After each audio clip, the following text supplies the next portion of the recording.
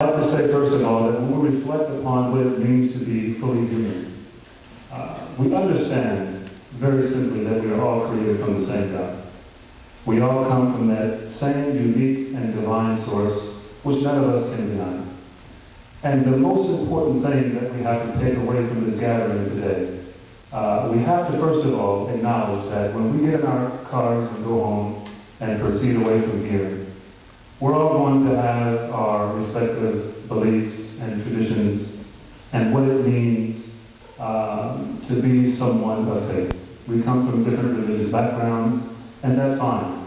But as you can see, as Muslim, Christian, and Jewish, it's very possible, very, very possible, for us all to be in the same room, united upon the same cause, and gathering for the same idea. Because the concept is very simple. We're all people, we're all human beings, we're all a part of this human community, and as such we all have a certain responsibility that we have to take upon ourselves. Because if we're going to call ourselves religious people, or people of God, whether it be Christian, Muslim, Jewish, it doesn't matter, Hindu, Buddhist, if we're going to call ourselves people of faith, that means that we have to live according to a certain standard. Because religion is intended to be a way of life. Not just simply some rituals and rules, do's and don'ts, holidays that we celebrate marked out on the calendar. Religion, it's supposed to be this process of transformation, taking us as human beings and refining our character, how we deal with one another, how we interact, how we do business, how we work, how we associate amongst ourselves and our families. Religion is supposed to dictate all those aspects of our daily and personal life. So when we call ourselves people of God, or people of faith, remember we have a certain standard, and that standard requires that we reach into ourselves and we begin to have that common acknowledgement of one another. There's a very beautiful verse in the Quran where God says, Bismillah ar-Rahman ar-Rahim, in the name of Allah, the most gracious and the most merciful, Ya ayyuhan nas, إِنَّا خَلَقْنَاكُمْ مِنْ ذَكَرٍ وَأُنْثَى وَجَعَلْنَاكُمْ شُعُوبًا وَقَبَائِلَ لِتَعَارَفُوا إِنَّ أَكْرَمَكُمْ عِندَ اللَّهِ أَتْقَاكُمْ إِنَّ اللَّهَ عَلِيمٌ خَبِيرٌ. Here he says, Ya ayyuhan nas. He says, O mankind.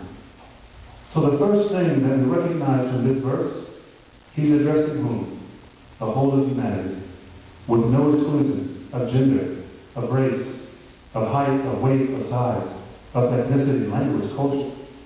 When he says, O people, he's addressing the whole of humanity collectively. And then what does he say? إِنَّا خَلَقْنَاكُمْ مِنْ ذَكَرٍ وَأُنْثَى.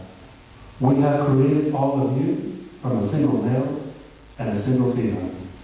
And we know that this is our father, Adam, peace be upon him, and his wife, Hawa or Eve. So from Adam and Eve, we know that God created many more men and women. But then what else does he say after that? وَجَعَلْنَاكُمْ شُعُوبًا وَقَبَائِلَ. He says from that, after he has populated the earth, he has now divided us into various nations and tribes.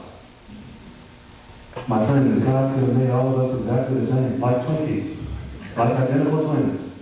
Same height, same shape, same face, same features, same color. Exactly identical. So this is actually a bounty and a favor of God that He has chosen to make all of us unique. Unique. And that's a very, very special favor of God, rather than us being all identically the same. Could you imagine? Let's imagine that all the men, we were all different, but all the women were the same. Can you imagine someone going home with someone else's wife?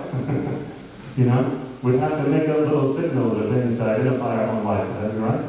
So of course, it's a very special thing from God for us to be different. But then else, what does he say? What does he say after this? He did this. He placed this distinction amongst ourselves so that we can get to know one another. That's the purpose. You see, if I were exactly like you, and if you were exactly like me, what would there be to know? You're just like me. We have the same thoughts, the same ideas, the same interests. But yet, when we're different, what does that do? The brother, he made a very important statement. It creates a conversation. It creates dialogue. That means there's some type of exchange. Because we're different. We're not the same. We're not identical. And after this, he says, Inna akramakum inna Allahi atqakum. The best among you with God are those who are pious. Those who are pious. He says that this is the most honorable among you. Muslim or non-Muslim, he doesn't say that because again, he's addressing whom? Ya ayyuhan nas, O mankind, O people. The best among you, the most honored among you, are those who have that righteousness and that piety within themselves. People, I'm a Muslim. That's what I am. That's what I choose to be by choice. You choose to be Christian, you choose to be Jewish, or whatever faith affiliation you choose to ascribe to.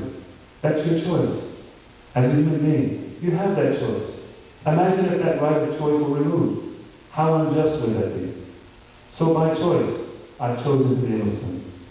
But not just simply Muslim by name or because I have a beard, but I want to be Muslim in character. I want my Islam to be reflected in who I am as a person, as an individual. Because I'm a part of this community. I'm a part of this human world community. And I have to contribute. So to me, religion is not just a bunch of rules and rituals. Islam is a way of life. And I try to practice that to the best of my ability, the capacity that I have, to be as good a Muslim as I possibly can. Not just to speak in theory, but to actually take these verses from Quran, and even from the scriptures that she was reciting from Psalms 139. I remember Vacation Bible School. I remember I did. Don't think that I've become Muslim and I've just thrown out everything that I've known before. No, I have not. I value the Bible. I value church. I remember when one of my relatives came and visited. He was a Christian. He only stayed for a couple of days. I took him to the church immediately. You know, I wanted to make sure on Sunday morning that he got to church. This is a part of his belief. This is the structure of his life. And I wanted to facilitate that for him. I didn't beat him over the head with Quran and make him become Muslim. No. I facilitated his religious need. And so again, when we go away from here, we're all going to have our various beliefs and traditions. But the most important thing is that we first and foremost understand that we're all people, we're all here together. And this is an important opportunity, like the brother said, for there to be some type of conversation and exchange between us. And my prayer, and I hope it's the prayer of everyone, that we can continue to have more gatherings like this so that we all can benefit personally, religiously, spiritually. Because friends, that's the whole idea. We're all trying to get close to God. We all want that. We desire that for ourselves, and we should desire that for one another as well. Regardless of what we may ascribe to as far as religion is concerned. But we want to be close to God. Because in the end, we want Him to be pleased with us and who we are as people. So I pray that we can continue to dialogue and get to know one another. And again, Sister Sanaa, thank you for the efforts that you're making. And I pray that, that God will accept it and make it successful, inshallah. Salam alaikum.